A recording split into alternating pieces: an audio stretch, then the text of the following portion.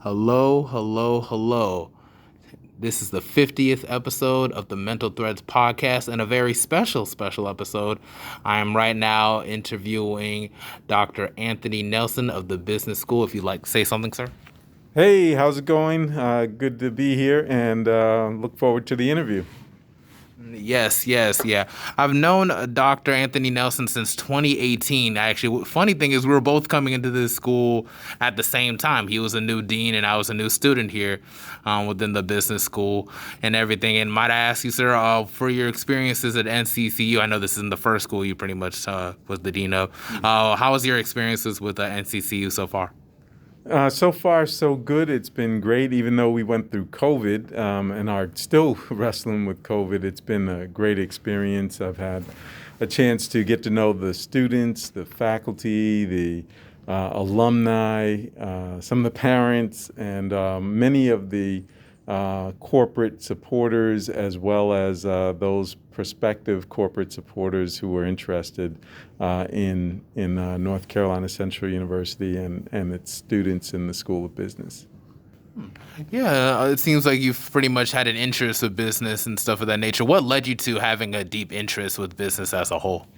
Well, my first exposure to business was with my grandmother, who owned a funeral home and was very successful. She also owned homes as well as other business ventures. My great aunt, her sister, owned a gasoline station as well as a hotel and also owned homes. And my great uncle, as well as another one of my great aunts, owned businesses. So I was exposed to businesses through them, and through that exposure, I knew that I just had a knack for it, and I also had an inclination to venture into that area. So then, I started with my paper route, and I grew up in Massachusetts on the Boston side of Cape Cod. I spent some time on Otis Air Force Base. My dad was in the military, and they had daily bulletins. So I used to walk around the base, or that particular part of the base where I lived, delivering daily bulletins at a very young age. And then I used to walk the streets in Charleston, South Carolina, where I moved to when my dad retired out of the military. I used to walk the streets and highways looking for work, and would go to gas stations, and they would ask me to paint their cement columns or their barriers around the gasoline pumps. I would just do odds and ends. I worked at a restaurant, bussing tables and washing dishes. Just wanted to have some money in my pocket, so I always had an affinity towards business and marketing. Oh, okay. Well, dang, that's wonderful, and it's cool to have like an extensive like family in regards to business. I know even myself. I think we've had a conversation about. I think my grandfather having going into taxi and taxi cabs and stuff, and a lot of people from the Liberian community going into taxi cabs, and how like it kind of led me to wanting to pretty much learn more about business myself due to the issues and the blemishes in regards to how they set up their organization and the stuff of that nature. So it's like I kind of saw it as my calling to kind of just correct a couple things so that we can be able to bring a couple profit. But it's crazy how family can pretty much do it for us in terms of just really motivating us to really just kind of walking forward to focus on business as a whole. And that's always something that intrigued me myself as a future businessman myself. But it's like, might I ask you, it's just like involved in regards to growing up. I think, weren't you like a military baby, I recall? Yes, definitely. I was a military brat, as they say, my brother and I. My dad spent 20 years in the Air Force. He was a mechanic, very good one. He not only was a mechanic in the Air Force, but when he retired, he still stayed with that trade and taught my brother and I a little bit about automotive mechanics. But yeah, we traveled around, spent time in Germany, about 3 years over in Germany, time in as I indicated, in Charleston, South Carolina, and also Massachusetts. So it was a great experience growing up as a military brat, and loved every moment of it. Would you say that I know that like when it comes to having parents that are pretty much involved in the military? I didn't have parents involved in the military. What I've heard, they had a very kind of, I don't want to say they're strict, but maybe there's certain disciplines that they kind of bestowed upon their children. Would you say that those same disciplines kind of motivate you to become like successful too, in regards to getting your education and also going into business yourself? Yeah, well, I wouldn't stereotype all military families and all military kids, but the military does have a sense of order, a sense of organization, and a sense of discipline. If you're going to live on base or even off base, you have to keep your house in order and keep it neat. There will be an inspection on base. My mother and father were very time conscious, so there was a time for everything, and my mother was very, very time conscious, and she would make sure that we were early for events as opposed to on time. But the military definitely had its benefits. My mother and father were definitely not strict. I guess nowadays they may be seen as being strict, but they were, very how can I say, very warm, and they certainly made sure that we were exposed to a lot of things, in sports and other events. So we got a fairly well-rounded upbringing, and so they certainly weren't, like emperors and empresses and cracking the whip on us, but they were definitely very nice to my brother and I, and certainly gave us a lot of exposure to a lot of different things. Oh, cool. That's wonderful. That's wonderful. I know, like, as you pretty much, literally, you're like one of the few deans, black, like, male deans I've actually met in my life. So it's just like, I hope to one day get my doctorates myself. One day, manifesting it and whatnot. I just wanted to know, it's just like, when it comes to, like what really led you to wanting to like seek to get your doctorates, and also how the difficulties that you had to pretty much deal with in regards to like trying to earn your doctorates too. I'd like to learn more about that also. Yeah, well, I first of all wanted to get my doctorate because I spoke to one of my old professors at North Carolina A&T, Dr. Daniel Pogue, and he said, well, have you thought about getting a doctorate? And I said, well, no, I was thinking about getting another master's degree. And he said, well, why get another master's degree? You don't want to fly parallel to the ground. You want to fly perpendicular to the ground like a rocket ship. You want to go up and continue to climb with an additional, with a higher degree. So, and then I talked to an old professor at the University of Pittsburgh, Dr. Gerald May, and he said the same thing. And he even said, well, we have a doctorate in your field, which was management information systems. So he said, you should think about coming back here and getting your doctorate. So I did. I went back to the University of Pittsburgh and pursued my doctorate. Prior to going back, I spoke to another mentor, Clarence Curry, who was also at the University of Pittsburgh, and he said, okay, when you apply for your doctorate at the University of Pittsburgh, make sure that you tell them that you want to do research. And I said, well, okay, but I really want to do consulting. He said, no, you want to do research. And I said, well, what do you mean? He said, look, when you're getting a doctorate degree, it's all about reading and understanding and learning about a body of knowledge. Whatever body of knowledge it is that you're interested in, you want to learn about that body of knowledge. My body of knowledge, the body of knowledge that I was interested in was management information systems. And he said, focus on learning about that body of knowledge and then expanding the body of knowledge. So in doing, that's all research is. It's reading all the articles that have been written, the books that have been written about a particular subject. And then once you read that material, digest it, synthesize it, then it's about finding out where the holes are and what hasn't been discussed or researched.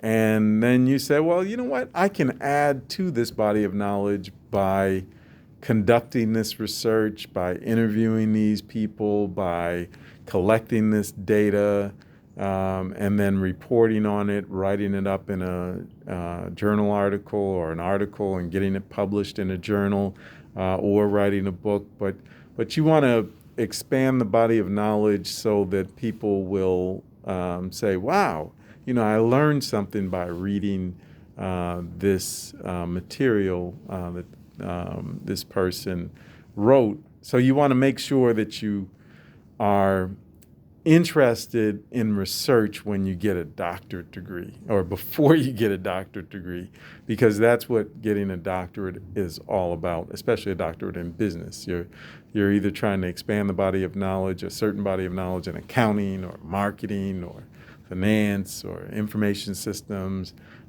supply chain, but whatever. And there's so many problems out there that need to be solved, and there's so much to write about and conduct research on and really expand people's knowledge in a certain area.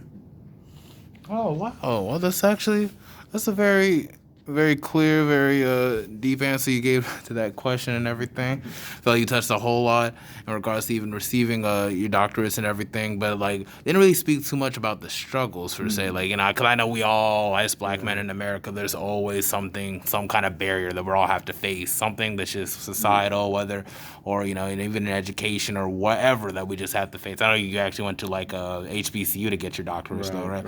But I know that for sure. Like, No. I went to A&T to get my undergraduate degree, and then to the University of Pittsburgh, which is a TWI, traditionally white institution, to get my doctorate. But in terms of struggles, I didn't have any extremely difficult struggles. I remember talking to a guy yesterday, and he said, "Oh yeah, you had a pretty cool upbringing, but I struggled. My dad was in prison, and I had a single mom raising me, and we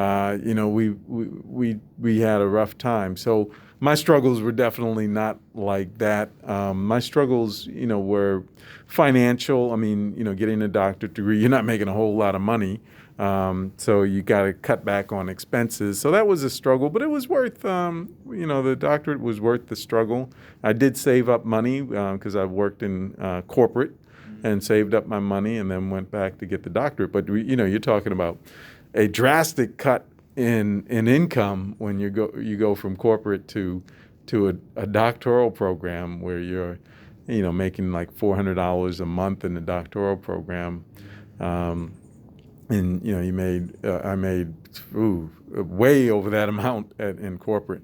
So financially, I struggled somewhat. The other struggle as an African American getting a doctorate degree had to do with just making sure that professors and other students took me seriously, because there weren't that many African Americans trying to get a doctorate degree when I was going through the University of Pittsburgh, and again, I had to prove myself, prove that I was, definitely serious about getting the doctorate, and definitely serious about my coursework, and definitely serious about the projects that I worked on, and on a number of occasions I had to, kind of get somewhat forceful and let individuals know that my views were worth considering, and instead of changing the approach without um, uh, talking about my views was unacceptable. I mean, if you're going to change the approach after,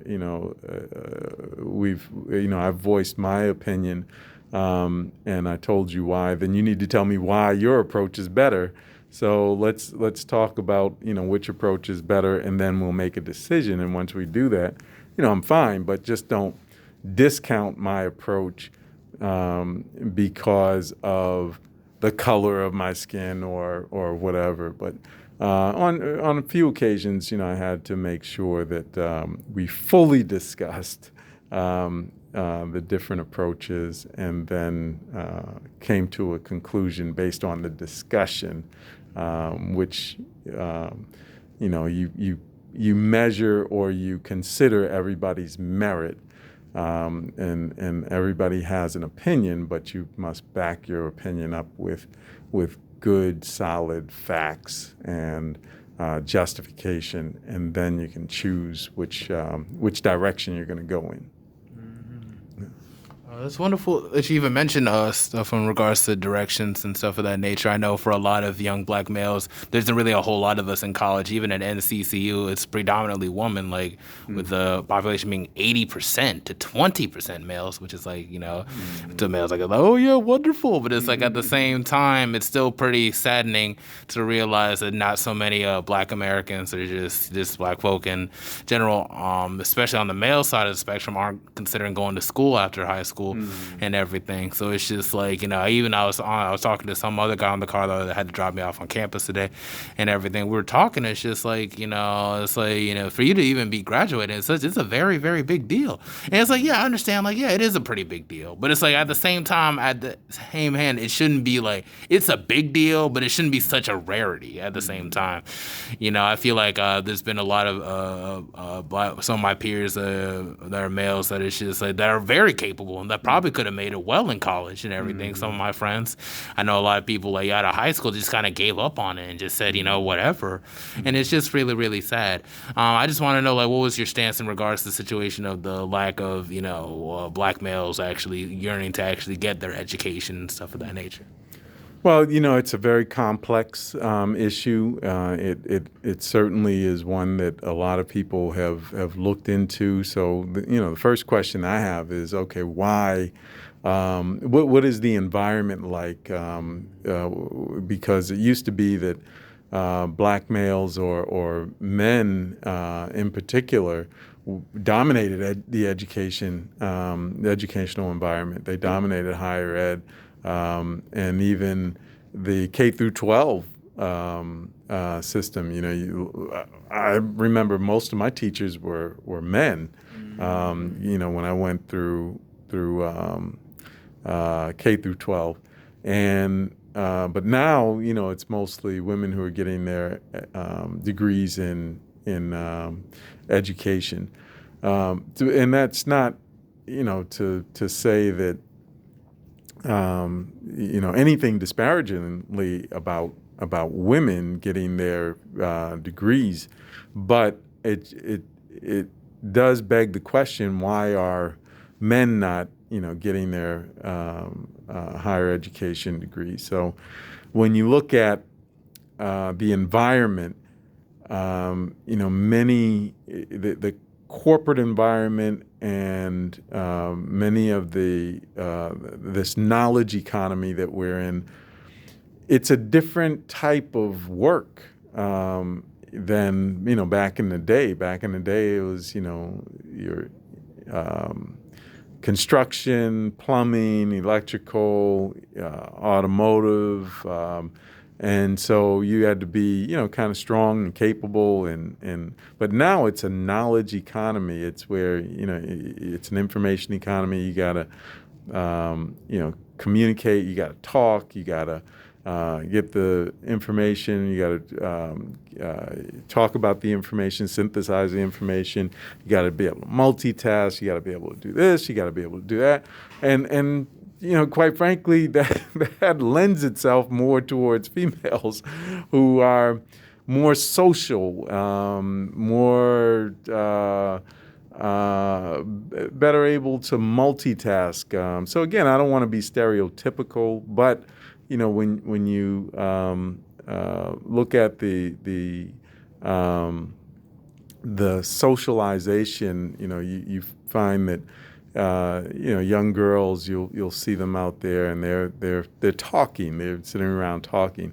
Guys are running after each other. The little guys I'm talking about, they're running after each other or playing basketball or playing something whatever and doing less talking. They're yelling and screaming, but yeah. So I guess my point is the environment has changed, the work environment has changed, and also higher ed has changed. So the African American male is partly out there selling drugs or going to jail. I mean, we have an overrepresentation in the prison system. That's unfortunate. And then when you look at the prison system, those who are in prison, and then those who don't go to college but are quote unquote unemployable and not really doing anything, you've got that's the majority of the black males, unfortunately. And so we've got to do something about that, because there is a workforce shortage now, and that workforce shortage could be addressed by just not sending so many black males to prison and employing them in the restaurants and hotels and all the other industries that are lacking employees. So there is a scarcity of black men in the workforce, in higher ed, and everyone is not everyone, but many individuals are wrestling with that dilemma of how do we get more black males involved in higher ed as well as in the workforce. So, yeah, if whoever comes up with the solution to that is going to be a rich person, but I think it's going to take a lot of singular events and a lot of different people affecting smaller groups of black males, as opposed to just this holistic, okay, I'm gonna solve all the problems of black males in the United States of America. That's not gonna happen. It's definitely not going to happen. And plus, you got to consider a whole lot of reform in regards to a lot of the things that kind of like aggravate that in the system. I know, like, even in the media, a lot of us are portrayed as being, I don't want to say thugs or whatever, but it seems that we're more drawn to the image of us having a whole lot of fast money due to like breaking the law and, and stuff of that nature. We have shows like Power, BMF, and everything like that, which are very popular in pop culture. And, I haven't really watched it and everything because I feel like it's just too much. They could touch on every trend and stuff of that nature. So it's just like, but it does really dawn to me that, we seem to champion that image of just like the black male that beats the system by breaking laws and like being a thug or trying to repurpose all of that money to the community. When we should champion images of black men, especially, graduating, starting their own businesses, whatever, working in the community instead of competing against each other. A lot of those are very counterproductive. So unless we can kind of like reform to the degree where it's like, we can see a black man teaching a class more often and it wouldn't be like, oh, like that's weird. Or maybe we could see like a black man being more focused on his community and stuff and building more partying and stuff of that from time to time. Token, I feel like in terms of a lot of our priority black, and I feel it comes down to how presence within as it is too. A lot of us, even as like, like my worst and stuff of that token, you kind of in yourself. So it's just things I'm more used to other or putting my needs to the side, like, focus on like trying to focus on my also.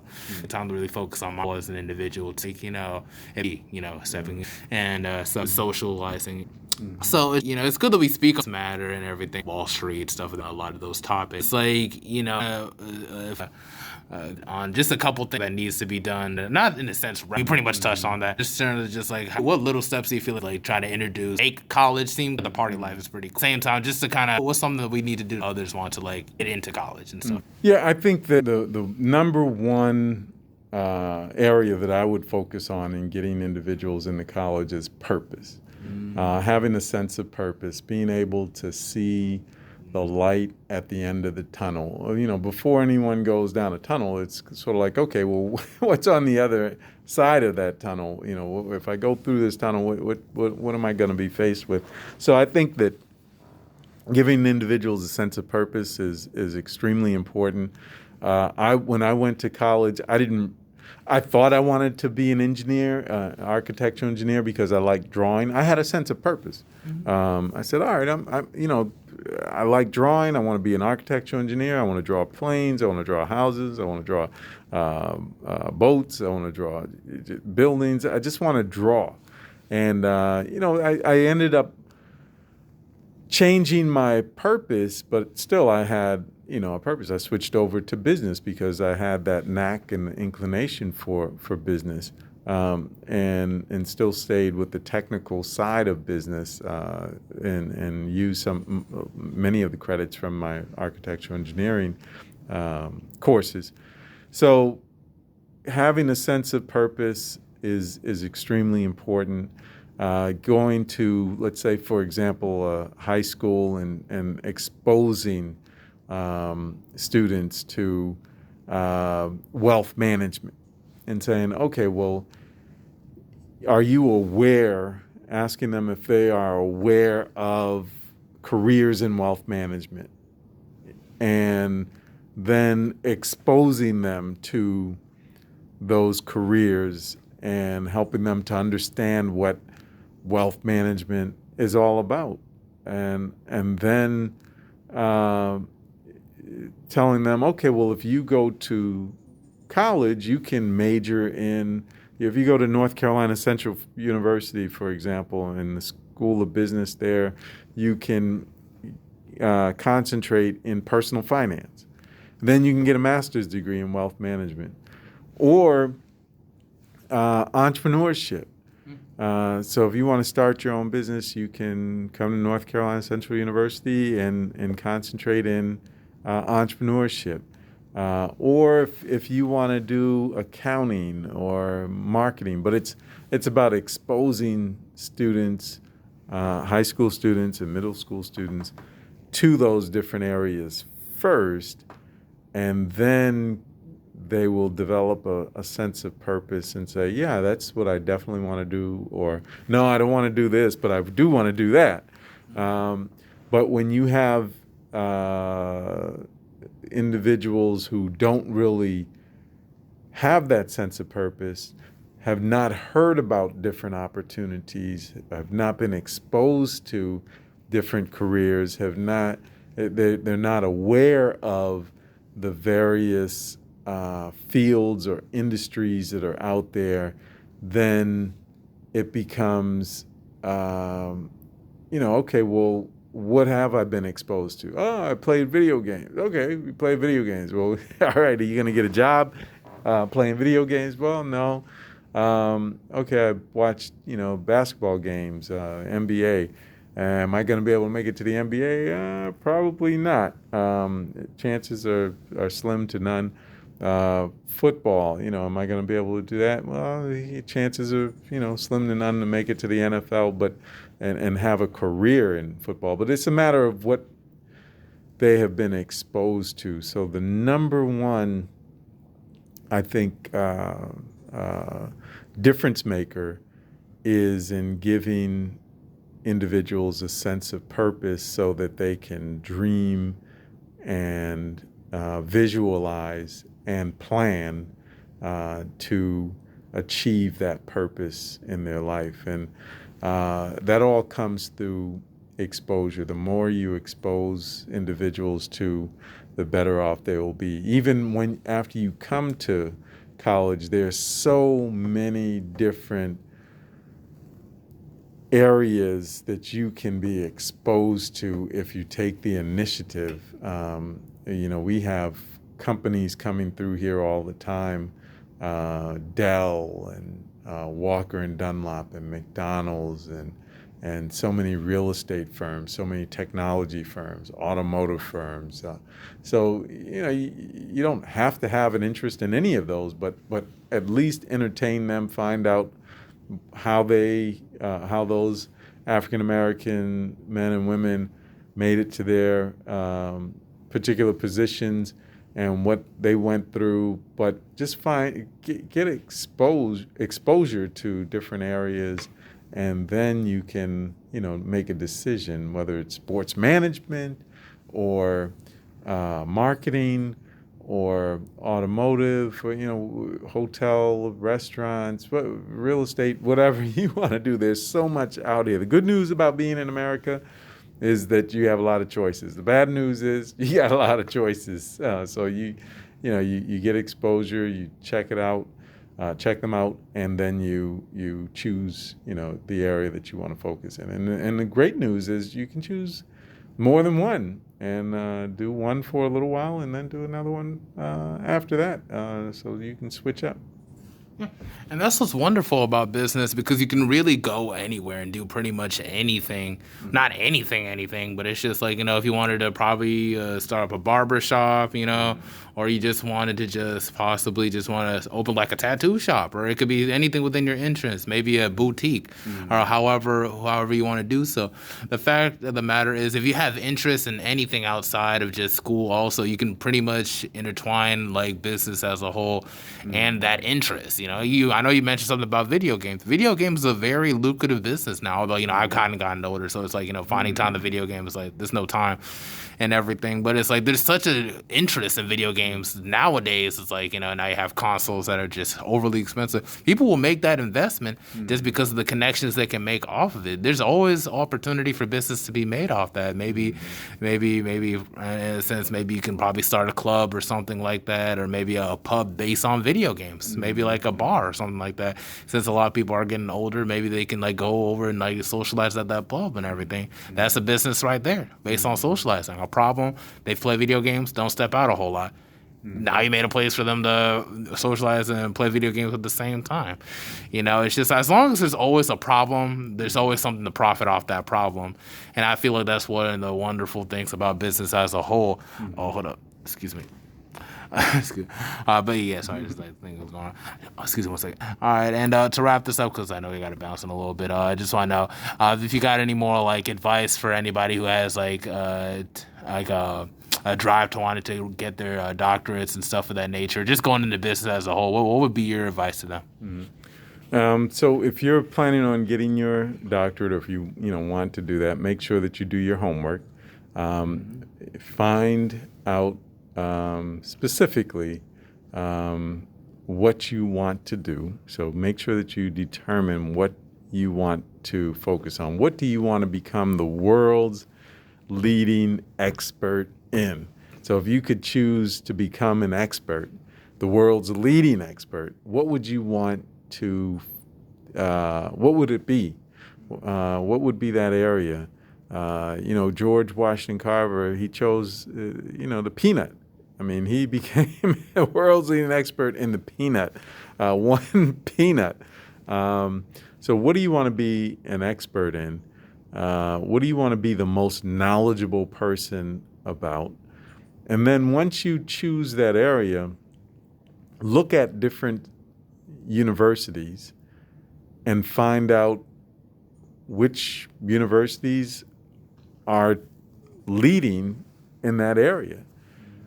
Because if you want to become the world's leading expert, you need to go to the world's leading university that can teach you about that particular topic. And you need to select other researchers and faculty members who are extremely knowledgeable in that area. So you can, go online, you can do your research on that topic and find out, okay, well, who's writing about that topic?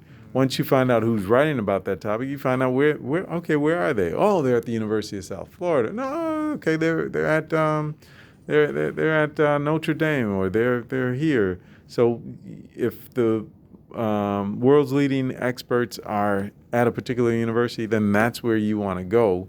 You don't want to just choose a university because of its name or whatever. You want to choose the university based upon the researchers who were there on that particular topic. And then you go there and you hold on to their coattail, and you say, all right, you're teaching me now, but when you move on, when you retire, I'm going to become the world's leading expert. You're the world's leading expert now, but I want you to mentor me, and so that I can be the world's leading expert when you step down. So many individuals I should say some individuals want to get their degree just to have the letters behind their name.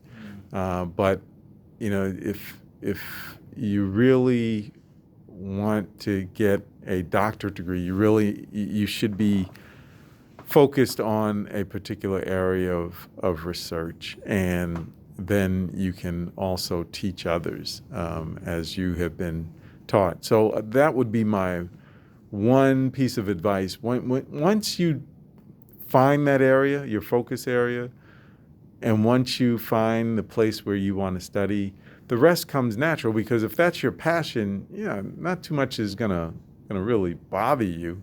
But if you're getting the doctorate for the wrong reason, and you choose the area, you don't even know what area you want, and you're just kind of meandering through, that to me is sad, because you're not really focused and you're just kind of doing things for the wrong reason. So that would be my piece of advice. Okay. Thank you very much, Dr. Anthony Nelson. This is the 50th episode. I cannot believe I actually made it to 50 episodes. Like, I really started this back in April. I guess it's just one of those things in life. It's just like, I'm not trying to be brag and try to pat myself on the back too much, but it's just one of those things. It's just like, at first I started this in April, and you think like, I'm gonna see where this takes me and everything. I didn't think it would be such a big part of my life, not like a huge part, but just like a part of my life where it's just like, now I have goals, and now it's like it's starting to be realized, and that it's like, it just goes to show, just for anyone that's listening, that wherever you start, all you have to do is just take that first step, and then you never know where you're gonna head it. One point in high school, I wasn't doing very good, didn't really care too much about school, ended up being an honor roll student. Every time I think about like, wow, I actually have the dean of the business school on my references paper and everything to speak well of you. It's just one of those things. This is very celebratory. I hope to do many things, maybe to celebrate or whatever, and I would like to thank Dr. Anthony Nelson for stepping on the 50th episode of the Mental Threads podcast. Thank you very much, sir. All right, you're welcome, and congratulations on your podcast, and all the best to you, and great. I'm sure that you're going to do extremely well. Cool. Thank you very much again, Dr. Anthony Nelson. That is it for the Mental Threads podcast. We sewing in, and now we're sewing out. Thank you very much.